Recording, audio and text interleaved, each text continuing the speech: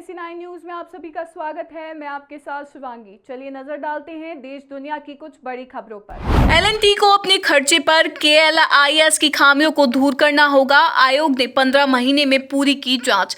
Supreme court के पूर्व justice Pinaki Chandra Ghosh की अगुवाई वाले एक सदस्यीय जांच आयोग ने कालेश्वरम लिफ्ट इरिगेशन स्कीम की जांच के बाद अपनी रिपोर्ट में कहा है कि बुनियादी ढांचे की दिग्गज कंपनी L&T को 7वें ब्लॉक का जीर्णोद्धार कार्य अपने खर्चे पर पूरा करना होगा और सभी खामियों को दूर करना होगा। जांच आयोग मेदीगड्डा, अन्नाराम और सुंडीला बैरांजो के निर्माण में खामियों की शिकायत की जांच पूरी करने के बाद ये रिपोर्ट सौंपी है। आयोग ने अपनी रिपोर्ट में ये भी कहा कि L&T किसी भी प्रमाण पत्र की हकदार नहीं है और उसे 7वें ब्लॉक का जीर्णोद्धार कार्य अपने खर्चे पर पूरा करना होगा तथा उसे खामियों को भी दूर करना होगा।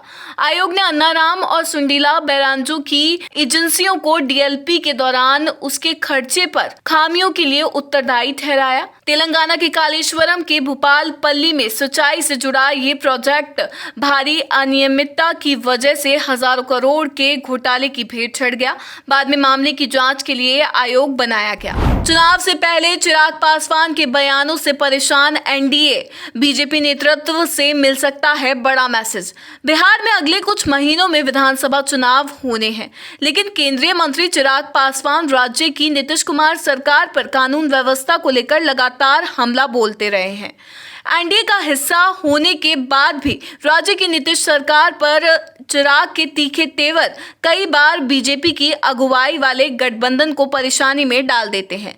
बीजेपी नेतृत्व अब इस मामले में गार्जियन की भूमिका निभाने जा रही है ताकि वह आगे गठबंधन के लिए परेशानी का सबब ना बने। पिछले कुछ महीनों में बिहार में कानून व्यवस्था में तेजी से गिरावट आई है। ताबड़तोड़ फायरिंग और मर्डर की घटनाओं ने जहां राज्य की नीतीश सरकार को चिंता में डाल दिया है, तो वहीं चिराग पासवान अपने तेवर और सवालों से कानून व्यवस्था पर सवाल उठाकर NDA को परेशानी में डालते रहे हैं। उनके बयानों ने विपक्ष को बिहार की नीतीश सरकार पर हमला करने का मौका दे दिया है।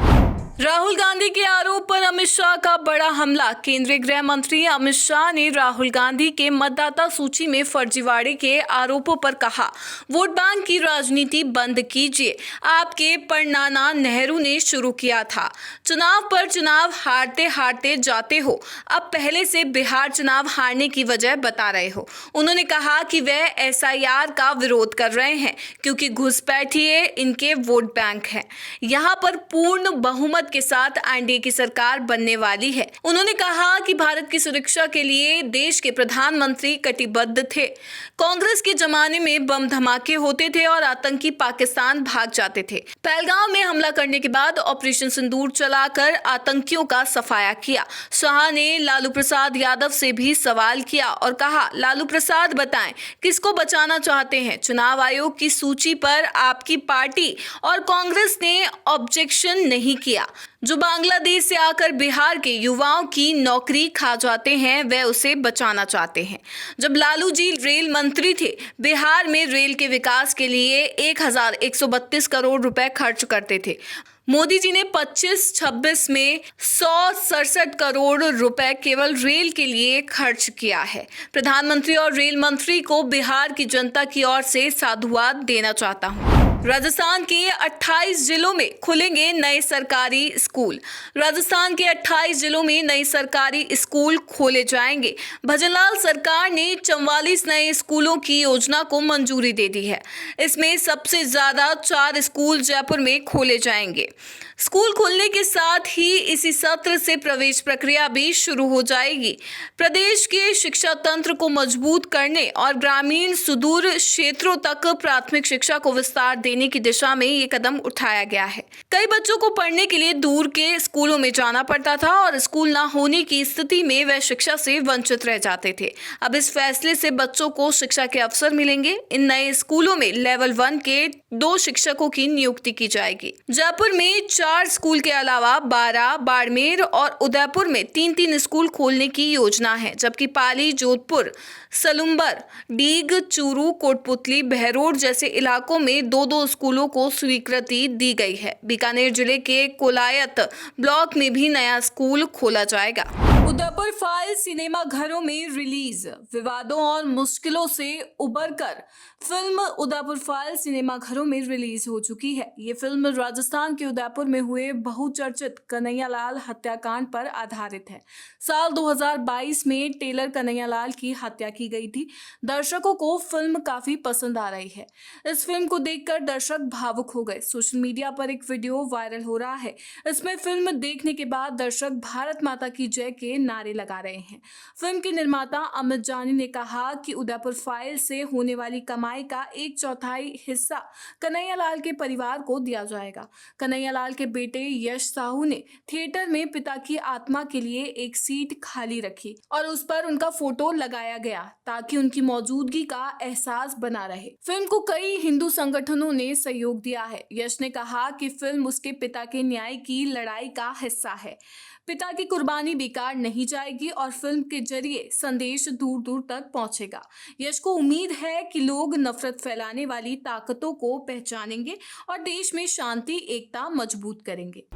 कांग्रेस सांसद और लोकसभा में विपक्ष के नेता राहुल गांधी द्वारा चुनाव आयोग पर वोट चोरी और भाजपा से मिली भगत के आरोपों के बाद देश भर में राजनीतिक बयानबाजी तेज हो गई है। इस बीच कांग्रेस के वरिष्ठ नेता और सांसद शशि थरूर ने राहुल गांधी के आरोपों का समर्थन करते हुए इसे गंभीर मुद्दा बताया है। थरूर ने सोशल मीडिया प्लेटफॉर्म एक्स पर लिखा कि हमारा लोकतंत्र बहुत कीमती है, इसे लापरवाही, अयोग्यता या जानबूझकर छेड़छाड़ से कमजोर नहीं होने देना चाहिए। उन्होंने चुनाव आयोग से तत्काल कार्रवाई करने और देश को इस मुद्दे पर लगातार जानकारी देने की मांग की। थरूर ने ये टिप्पणी राहुल गांधी की प्रेस कॉन्फ्रेंस के एक वीडियो को टैग करते हुए की, जिसमें राहुल ने चुनावों में बड़ी आपराधिक साजिश का आरोप लगाया था और दावा किया था कि ये भाजपा और चुनाव आयोग की मिलीभगत से हुआ है।